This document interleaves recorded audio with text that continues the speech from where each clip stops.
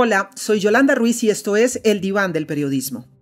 Yo creo que hay que lanzarse a los misterios como lo que son, un misterio. Estamos escuchando a Eva Lamarca.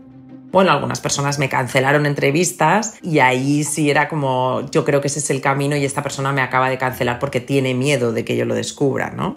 Es mayo del año 2021. Los ciudadanos de la sección 35 de La Moraleja, el barrio más rico de Madrid en España, están votando en las elecciones autonómicas. En las urnas de La Moraleja, depositar un voto por la izquierda es inimaginable. Allí siempre ha ganado el Partido Popular, un partido de derecha. Pero aquel día de primavera en Madrid, cuando se cuentan los votos, hay un voto distinto a los demás. Hay un voto por Podemos, un partido de izquierda. ¿Qué hace un único votante de izquierdas en un barrio rico de derechas? Un año después de las votaciones, Eva se aventura a entrar a La Moraleja para tratar de develar un misterio de algo que en principio es absolutamente secreto y muy privado. Que las preguntas dan miedo, pero que las historias apasionan. Entonces, si tú le planteas a alguien un misterio, una aventura, va a entrar a jugar. Al comienzo, Eva no sabía si los habitantes de La Moraleja estarían dispuestos a hablar con ella, a contarle sus historias y a ayudarle a encontrar al misterioso votante. Pero rápidamente, todas las personas con las que hablaba empezaron, como dice ella, a jugar. Yo no soy tu votante de Podemos porque los de Podemos llevan el pelo sucio y yo lo llevo limpio. O yo no soy tu votante de Podemos porque visto bien y los de Podemos visten mal. Aparecieron los prejuicios y Eva, impulsada por una curiosidad genuina, seguía buscando al misterioso votante de izquierda en un barrio de derecha. Así fue entrando en una pequeña parte de la sociedad que no conocía ni entendía muy bien. Durante mucho tiempo hemos pensado que solo hay que reportear desde los márgenes, ¿no? Sobre los que no tienen voz para dársela, sobre los excluidos, sobre los pobres. Y yo creo que eso es importante, pero no podemos descuidar el poder o la riqueza, y la hemos descuidado mucho.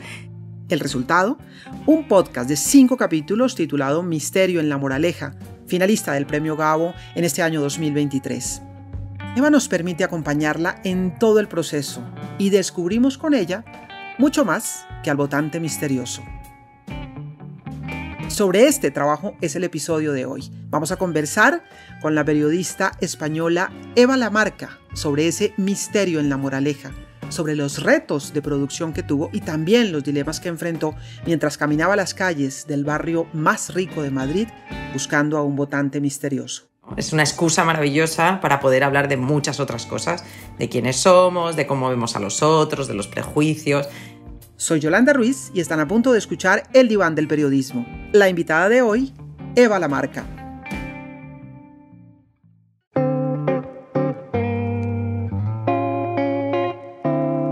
Eva, bienvenida al Diván del Periodismo. Es un gusto tenerte aquí, es un gusto conocerte. Muchas gracias, Yolanda. Encantada de estar aquí con vosotros. Bueno, me sumergí completamente en el misterio en La Moraleja, en el marco del Festival Gabo, porque tuve el privilegio de ser parte del jurado en la categoría de audio y este podcast en particular me atrapó desde el momento inicial y me llamó mucho la atención porque lo que te decía parte de un tema aparentemente menor. Alguien votó por la izquierda en un barrio, en una zona que es de derecha. ¿Qué esperabas encontrar? Porque me pregunto si en el primer instante hubieras encontrado al votante, ¿qué hubiera pasado? Que no hubiera habido podcast, ¿tú crees? Yo creo que hay que lanzarse a los misterios como lo que son, un misterio. Y yo no creo que sea un detalle menor. Imagínate un único votante de izquierdas, de Podemos, en el barrio más rico de España. No es un detalle menor, es un misterio maravilloso. Pero obviamente el verdadero misterio siempre es por qué nos fijamos en algo muy concreto, ¿no? En una cosa y no otra despierta nuestro interés. Y en ese caso yo, por ejemplo, siempre digo que Álvaro de Cózar, que es el director de este podcast y el productor de este podcast, que yo creo que es como mi mejor partner in crime o mi mejor pareja de baile, mira lo mismo que los demás, pero ve otras cosas. Entonces, cuando vimos esta historia que tú nos decías, ¿qué esperábamos encontrar? Nosotros nos lanzamos al misterio. Luego ya lo que encontráramos, o sea, nos parecía que tenía los elementos, que había un conflicto, ¿no? Que es lo más interesante siempre. Y con eso ya tienes como una premisa que de momento es una aventura, ¿no? Que les prometes a los oyentes que lo tenía todo. No pensamos nada más en ese arranque. Es decir, es una pregunta y es un misterio. Y evidentemente que es un misterio, ¿sí? En un barrio rico, de alta sociedad, un solo votante de izquierda. Porque si hubieran sido 10, 20 o 30, el misterio no había sido de tal magnitud. Era uno, solamente un voto. Ahora, Eva, el voto es secreto. Y te lanzas a buscar algo que es absolutamente privado del ciudadano. ¿Eso representó de alguna manera algún tipo de reflexión, de duda, de dilema? La verdad que no. Déjame de todas maneras que te diga antes, porque quiero aclarártelo, que quizá de la pregunta de antes, que hay una cosa que me parece muy interesante cuando yo te he dicho, el misterio siempre es por qué miramos una cosa y no otra, ¿no? Quiero decir que nosotros vimos ahí también 3 elementos que creo que son muy importantes de este podcast, ¿no? Por un lado, el planteamiento de un misterio sin resolver, ¿no? Que era una noticia que había salido en el país y que todos habíamos visto, pero nosotros vimos además que la tendencia, no sé si en Latinoamérica o en América Latina, pero desde luego en España, de los true crimes, ¿no? Este boom de las series de crímenes, de misterios, ¿no? Por otro lado, se daba cuenta de que esa historia captaba otra tendencia que nosotros también veíamos del momento, que era el interés que generaban los ricos. Los periódicos se pasaban todo el rato hablando. O sea, yo recuerdo que Álvaro me envió una noticia que era el corte de pelo de las ricas que quieres tener. Me dijo, ¿pero qué locura es esta? Esto también era una noticia que aparecía en El País. Y entonces, si tú te dabas cuenta de, vale, estaba la tendencia de los true crimes, la tendencia del tema de la riqueza que llamaba la atención, y de hecho luego salió la serie Succession, ¿no? Que ha sido un éxito. Y luego otra cosa que es fundamental y que debía tener este podcast, que era el humor. Entonces, después de la pandemia, la gente necesitaba pasárselo bien, estaba clarísimo. Y aunque además os parezca una locura, una de las reflexiones que nos hacíamos con lo del votante es que pensamos que la democracia tiene mucho que ver con el humor, ¿no? Que para ser respetuoso con lo que llamamos democracia debemos tomarnos un poco menos en serio nuestras opiniones y mirarnos con más humor, porque esa es la mejor forma de poder hablar con los otros. Entonces, con esos 3 elementos que son los que tiene el podcast, son con los que nos lanzamos al misterio. Luego me decías que si el voto es secreto por principio, ¿no? Que cómo nos planteamos esto, si es un dilema hacerse la pregunta o no. Hay una cosa que a nosotros nos ha hecho siempre mucha gracia, y es que todo el mundo estaba muy preocupado por conocer al votante, pero es que aunque hubiéramos conseguido, de repente imagínate que aparece alguien y nos dice, soy yo. ¿Cómo chequeamos esa historia? O sea, es que no podíamos chequearlo. En realidad... ¿Cómo lo confirmas exactamente? Claro, era muy complicado. Entonces está muy claro desde el principio que ese misterioso votante es lo que Hitchcock dijo que era un MacGuffin, ¿no? Entonces en realidad no nos planteó ningún dilema, porque sabíamos que no podíamos hacer al menos directamente esa pregunta. Sí podíamos preguntar por el misterioso votante. Es decir, Eva, que has jugado con nosotros todo el tiempo, bueno, desde el minuto 1. El objetivo no nos querías contar quién era el votante, nos querías mantener allí con la historia, esa era la idea. Bueno, un poco, o sea, pero también pensábamos que no son como los códigos cuando tú entras a una película, un documental, se establecen unos códigos de juego, ¿no? Y tú te das cuenta rápidamente qué código de juego te está planteando el director. Nosotros pensábamos que todo el mundo se iba a dar cuenta claramente que era un código a lo Hitchcock, bueno, como lo queráis, Agatha Christie. Y que era interesante, o sea, que si de repente aparecía, bueno, quizás si hubiera aparecido, hubiéramos hecho algo para hacer ese fact-check, pero era complicado, cuanto menos. Sí, no vamos a contar muchos detalles para quienes no han escuchado el podcast y sé que lo van a escuchar después de esta conversación, pero sí les tengo que contar que la manera como se narra la historia es una manera de narrar como si fuera una película de misterio en la cual Eva además se vuelve protagonista también, porque Eva nos va contando un poco, no solamente las historias que va encontrando, las conversaciones que va contando, los detalles, las sospechas que tiene de los personajes, es este o es aquel, le dan una pista por aquí, le dan una pista por allá, pero también tú de una u otra manera eres personaje de esta historia y nos vas contando las dudas, las preocupaciones que tienes. ¿Eso nació así o la estructura narrativa se fue dando en el camino, en la búsqueda? Yo creo que tuvimos claro desde el principio. Álvaro enseguida me mandó un mensaje que me dijo, ¿quieres ser Miss Marple? Y yo le dije, sí, pero con menos años, por favor. Así que estaba bastante claro que yo iba a ser un personaje, ¿no? En el que vas haciendo esa búsqueda, esa estructura narrativa de que por primera vez, además, porque todos los podcasts que hemos hecho, nosotros no nos hemos puesto delante, hemos siempre estado detrás y el narrador nunca era un personaje, el periodista nunca estaba presente, por así decirlo, porque siempre hemos pensado que todos los podcasts que hemos hecho, los personajes eran tan importantes que no merecían que el periodista, ¿no? Pero en este caso sí, en este caso, de hecho, yo creo que el cuento es una periodista o una periodista detective sale a buscar ese voto, ¿no? A La Moraleja. Así que nació así, claramente, desde el principio, esa fórmula narrativa, sí.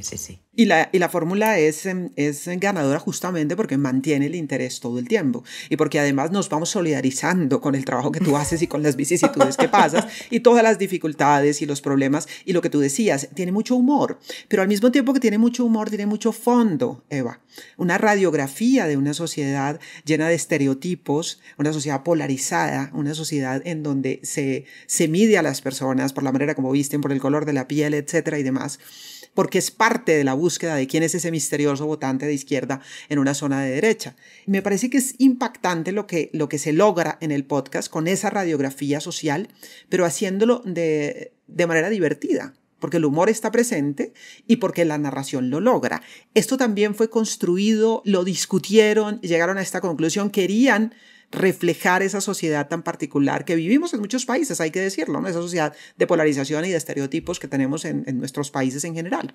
Sí, teníamos claro que preguntar o lanzar la idea del misterio, del voto, iba a hacer que entraran a jugar, para empezar. No te digo ya si tienes bastante tiempo libre, como es el caso de muchas de las personas que participaron en este podcast. No todas, pero algunas sí. Entonces no hay nada más atractivo que alguien te plantee un misterio, ¿no? Y como todos parecían tener claro que ellos no eran el votante de Podemos, entraban a jugar y al descartarse es cuando se revelaban, ¿no? Como tú dices, yo no soy tu votante de Podemos porque los de Podemos llevan el pelo sucio y yo lo llevo limpio.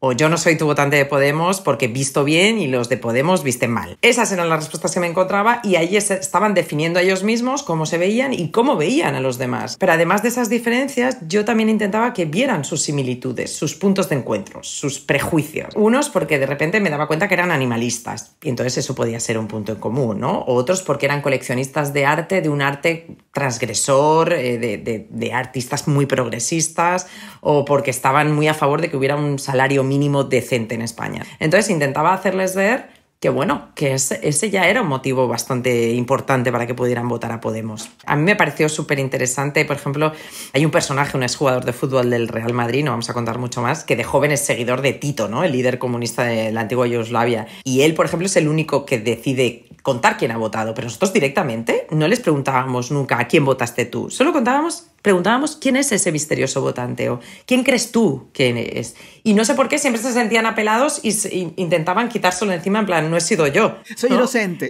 Y cuando te das dando cuenta de cómo reacciona la gente, tienes que serlo suficientemente rápido para decir, vale, esta historia va por aquí, ¿no? Esto es como debo hilarla, por así decirlo. No sé si te he contestado lo que me has preguntado.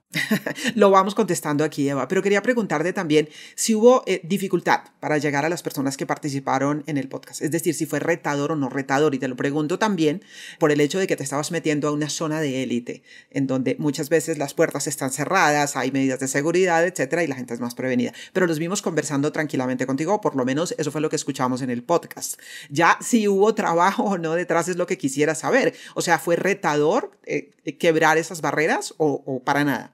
Mira, yo te niego casi a veces un poco, te voy a negar la premisa, que es que el reto también creo que es que durante mucho tiempo no hemos mirado a esas élites. Pues me explico en ese sentido, es que yo trabajé durante 12 años en Vanity Fair, en la revista Vanity Fair, y es verdad que de previo admito que yo tenía acceso a ese mundo que a veces puede resultar un tanto hermético. Entonces ya conocía a muchas de las personas que me fueron abriendo las puertas o conectando con otras. Y eso es cierto que yo lo tenía, ¿no? Lo reconozco. Y una vez le escuché decir a Leila Guerrero una cosa que me encantó mucho, que un amigo suyo de La Nación, creo que era cuando ella estaba venga a escribir crónicas bastante dolorosas, le dijo: Leila, no hay nada más marginal que el lobby del Hotel Ritz en una cena de gala, ¿no? ¿Y por qué era marginal? Pues porque al final esa cena de gala no la estaba cubriendo nadie, ¿no? Entonces, en Vanity Fair yo me dedicaba justo a eso, a ese mundo marginal, a cómo piensan que es un mundo de poder, de clases altas que no estamos contando. Y desde hace tiempo creo que Álvaro y yo, que lo hicimos con Ex-Rey, que es la vida del rey don Juan Carlos, o Misterio en la Moraleja, yo creo que precisamente tratan de las clases más altas y de cómo lo que ahí sucede afecta a nuestras vidas. Y metiéndose un poco en la cotidianidad y en la manera de relatar, porque dijéramos que a las élites se las ve siempre en los escenarios de poder y lo que significa el manejo del poder. Pero de pronto tú te metes allí a la conversación y a tratar de encontrar otras maneras, y con eso que te responden sobre el misterioso personaje descubrimos muchas cosas que evidentemente de pronto no conocemos. Pero no fue entonces, dijéramos, el reto romper o quebrar la barrera, y eventualmente te pudo ayudar tu trabajo previo. Si tú hicieras una pregunta directa que les afectara de manera, probablemente se asustarían, pero lo que les planteábamos era un misterio, una aventura, y en ese momento las puertas se abren. Es que no hubo prácticamente nadie que dijera que no. O sea, cuando tú planteas un misterio tan maravilloso, en el que además ellos piensan que no se sienten afectados, es decir, puesto que piensan que no es el votante, te voy a ayudar en esta aventura. Y si tienes tiempo y estás aburrido, todavía más. Entonces, todo lo contrario. Es verdad que yo tenía algunas conexiones, pero otras no. Otras fueron entre ellos, se fueron pasando el misterio, entonces había gente que me llamaba. Creo que no se sentían apelados con algo negativo, sentían que era algo interesante a lo que les apetecía participar. O sea, yo me senté con las hermanas Cuétara, que son unas ricas herederas españolas, que la revista Hola, que todos conocéis, Hello, persigue para que salgan en su portada y nunca salen. Y ellas se sentaron rápidamente conmigo y además me propusieron poner un cartel en la entrada de La Moraleja que pusiera quién ha sido el único votante de Podemos. O sea, estaban totalmente metidas en el juego. Con lo cual yo creo que esa barrera en realidad la rompió el propio misterio, no tanto yo o mis años. Es decir, ayudó que yo conociera a mucha gente, pero creo que lo rompió el misterio. Ahora, una investigación que se va construyendo en el camino tiene sus riesgos también. Una historia que se va tejiendo en el camino con pocas premisas, simplemente develar un misterio o buscar el misterio, porque en últimas el podcast es el buscar la respuesta a ese misterio, tiene sus riesgos. En algún momento sentiste que no ibas para ninguna parte, como que estoy perdiendo el tiempo, cosas en las que sentiste que te equivocaste, que por aquí no es. ¿Qué harías distinto? Sí, muchas veces me encontré en callejones sin salida y de hecho algunos los explicamos en el podcast porque yo a los oyentes los llevaba conmigo todo el rato, ¿no? Había momentos en los que estaba perdida, que parecía que las calles de La Moraleja se movían, ¿no? O sea, cuando ya parecía que veía a alguien que pensaba, es esta persona, o sea, no le voy a preguntar directamente, pero siento que es esta persona porque todas las cosas que me está diciendo, ¿no?, indican que es. Y luego de repente me decía, no, pero yo no voto aquí, voto allá. Y entonces era otra vez, me volví a encontrar como de cero. Entonces sí me encontré en muchos momentos que sentí que no lo iba a conseguir, o gente que, algunas personas me cancelaron entrevistas y ahí sí era como, yo creo que ese es el camino y esta persona me acaba de cancelar porque tiene miedo de que yo lo descubra, ¿no? Si volvería a hacer algo distinto, la verdad que no. La verdad que creo que no, que es de esas veces en las que uno se lo pasa muy bien trabajando y que creo que eso se transmite en el podcast mucho, que sabes que a veces pienso que cuando uno entrevista sonriendo hay una cosa que el oyente como que siente, ¿no? Que lo está escuchando, que se da cuenta. Lo pasé muy bien, ellos lo pasaron muy bien. No lo sé, siento que logramos la fina línea elegante entre la que ellos explican cómo son y a la vez a ti explicarte cómo son te puede parecer sorprendente o sorpresivo, pero ellos se han sentido a gusto con lo que han contado, con lo cual, porque al final son mundos que a veces no se hablan entre ellos y está bien que nos escuchemos y que también eso nos haga reflexionar sobre nosotros mismos. O sea, yo este verano estaba con mi familia y estaban diciendo, vamos a decir cosas muy progresistas, ¿no? Y hubo un momento que pensé, si yo pusiera una grabadora aquí, también a otro grupo de gente le parecería muy raro lo que están diciendo, e igual de interesante, pero es que a veces son mundos que no se tocan, que no conversan. Total. Tú acabas de utilizar una expresión, si yo pusiera una grabadora, y es que yo tenía curiosidad sobre la manera como tú grabaste, porque había muchos pedazos de las conversaciones que tenían el tono de una conversación off the record. Y yo me preguntaba, ¿esto fue off the record y se publicó? ¿O las personas sabían que se estaba grabando y simplemente se relajaron y se olvidaron? Hay otras en donde uno siente que hay como una conversación formal que se sabe que se está grabando, pero hay muchos tramos de las conversaciones que se sienten off the record y yo tenía esa duda. ¿Cómo es esta historia? Porque siempre me quedé con la duda. ¿Hubo conversaciones off the record o todo el mundo tenía claro que todo se estaba grabando? No, todo el mundo tenía claro que se estaba grabando. Otra cosa es que lo hiciera peor de lo que tocaba. Entonces, por eso yo dije que hicimos de la necesidad virtud. O sea, yo llevaba un micrófono desde el minuto... A veces incluso llegaba a la cita con el micrófono puesto y les avisaba. Les decía, oye, yo ya me estoy grabando porque he venido caminando y quiero que se oigan los pasos, ¿no? Porque al final todos los elementos sonoros ayudan, ¿no?, a que tú te metas en esa historia. Eso lo tenía claro. Y luego se lo ponía a ellos. Lo que pasa que a veces grababa tan mal que te puede parecer que el micro está puesto, como me decía nuestro productor de sonido, ¿no? Nuestro editor de sonido, parece que yo estoy en una guerra y ellos en otra, pero no. ¿Ves que los micros para un podcast yo los utilizo muy chiquititos? Y creo que eso al final hace que uno se olvide de la conversación. No solo eso, sino que yo les dedicaba todas las horas que fueran necesarias. Es decir, yo estuve con personas que estuve sentada 5 horas. Entonces, después de 5 horas... Obviamente uno no está 5 horas estresado, ¿no?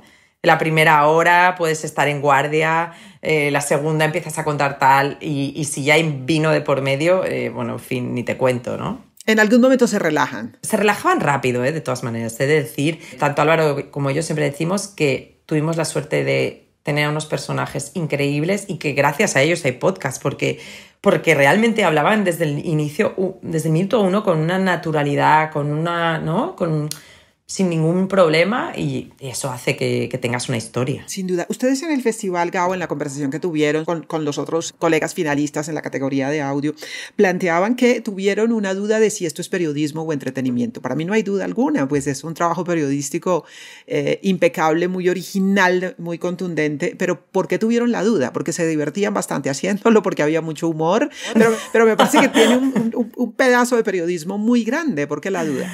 ¿Tú crees que para el periodismo hay que sufrir, no?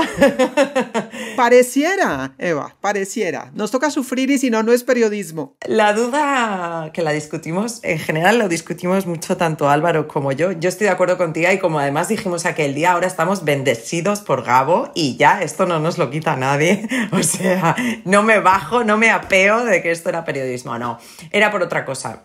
Es porque... Nosotros explicamos que nosotros hacemos una apuesta por el relato y que no es una sucesión de entrevistas. Entonces, para que sea una historia que tenga acción, en la que pasen cosas, ¿no?, como pasan en los cuentos, nos inventamos varias acciones, ¿no? Se nos ocurre, por ejemplo, mandar un anónimo diciendo que estoy buscando a ese votante sospechoso. Voy a la escena del crimen y hago una rueda de reconocimiento. Toda esa intervención mía en la realidad... Estás haciendo una especie de performance. Ahí es donde Álvaro introduce la duda y dice, ¿es esto periodismo o estamos performando la realidad?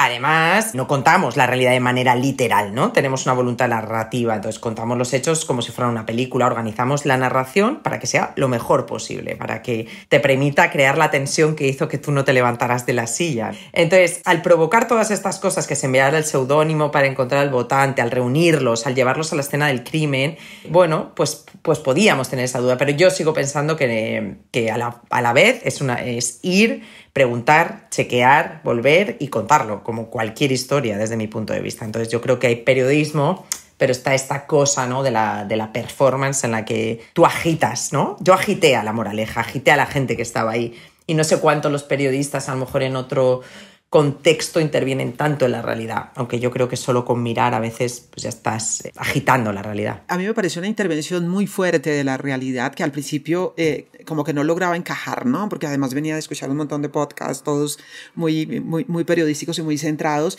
y a mí esto de hablar de un culpable, hablar de una escena del crimen, yo decía, a ver, ¿qué mensaje es este?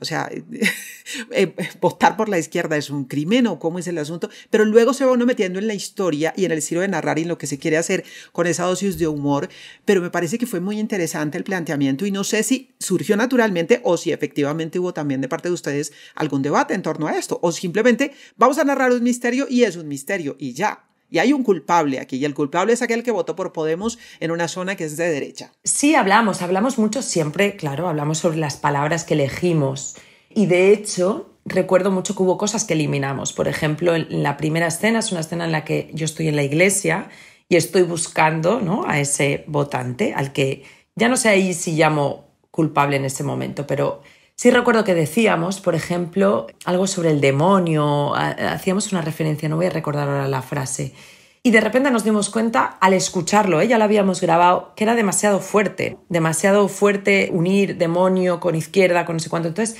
sí rebajamos ciertas cosas, o sea, sí pensamos mucho sobre el lenguaje que utilizamos, pero también nos dimos cuenta que sí había un código que creíamos que la gente, una vez entrara, podía entender el juego y podía entender que no estábamos demonizando a la izquierda, sino que era un juego de un misterio de Agatha Christie y que luego ibas a ir entrando y ibas a entender que no estábamos diciendo literalmente lo que estábamos diciendo. Pero bueno, creo que al final se entiende, ¿no? Que además luego hay una especie de todos podemos ser ese votante, con lo cual creo que se comprende que nos parece también que votemos lo que queramos votar y que cada uno en momentos muy diversos tiene razones para votar a un partido u otro. Esta es la cosa.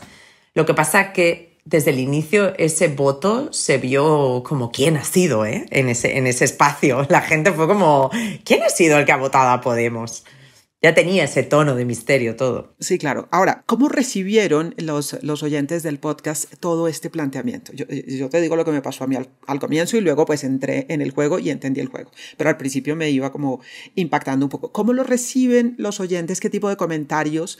¿Alguien no entró en el juego? Yo creo que el enfado mayor de no entrar en el juego es... Ya que hacemos un pequeño spoiler, vamos a decir que la solución para ellos no estaba a la altura de la premisa. Sin embargo, como nosotros estamos diciendo, esa solución total es difícilmente chequeable. Como mucho fue el gran cabreo. De hecho, recuerdo que el día que salió el último capítulo, Álvaro mandó un mensaje y dijo que la gente está tan cabreado como, no sé, como con el final de Lost, de estas grandes series que uno espera, no un final y no Los Soprano. Bueno, pues yo creo que ese es el único código que la gente no acabó en algún punto de entender y que cuando hemos ido dando charlas y explicando algunas cosas, han comprendido que es que hay cosas también que no son chequeables y que este final yo creo que está bastante a la altura de la premisa. Lo que sí me sorprende mucho y sí me ha gustado mucho de cosas que han entendido es, mira, yo creo que este podcast es el podcast sin serlo más político que yo he hecho, pero a la vez sin serlo.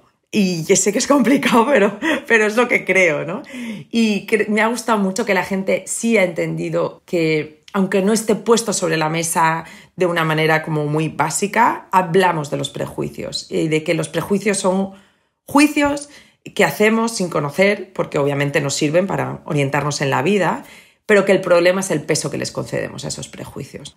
Y que vivimos un poco, efectivamente, en una sociedad polarizada, como tú has dicho antes, un poco en la cotidianidad del menosprecio, ¿no? Pero que cuando te atreves, cuando te dices, venga, voy a escuchar, y te atreves a conocer a las personas, muchos de esos prejuicios se desvanecen, otros se confirman, si tú quieres, pero te das cuenta que en la moraleja pues puede haber personas que podríamos calificar por algunos de sus ideas de izquierdas, ¿no? Y eso fue para nosotros lo más interesante, que la gente sí se daba cuenta que cuanto más conoces a alguien, como nosotros, cuando más conocíamos a las personas que entrevistábamos, más complejos y más llenos de matices nos parecían, ¿no? Y que sus historias de vida que decidieron compartir, pues muestran lo diversos y a veces lo contradictorios que somos, pero que siempre somos interesantes. Y yo creo que sí la gente entendió que ese era el mensaje de fondo sin que nosotros lo hubiéramos puesto sobre la mesa desde el principio. Total. ¿En el camino descubriste tus prejuicios también, Eva? Claro, yo todo el rato me veo llena de prejuicios. No lo somos, pero digo, si hubo algún momento en donde dijiste, oye, yo también estoy pensando esto, y lo notas en otra persona. Creo que uno que teníamos todos y que por eso yo reaccionaba tan rápido cuando me lo decían era que, desgraciadamente, creo que en el primer momento todos pensamos que el mayordomo podía ser el asesino, ¿no? O el culpable. Y también quieres pensar que probablemente vote a Podemos porque está votando más por lo que piensa o decide o aporta ese partido para él, ¿no? Pero bueno, como los cuentos de Agatha Christie, el asesino nunca es el mayordomo.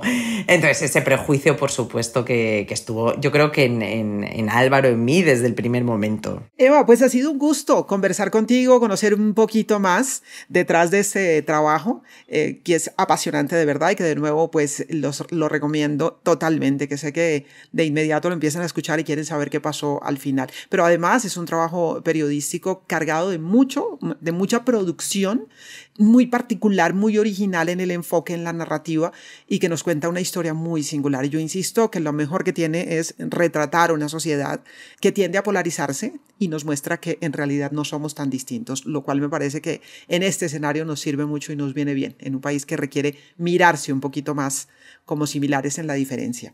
Eva, un gusto conversar contigo. Mil gracias por haber aceptado la invitación para participar en el Diván del Periodismo. Ha sido un placer. Muchas gracias por invitarnos a este podcast.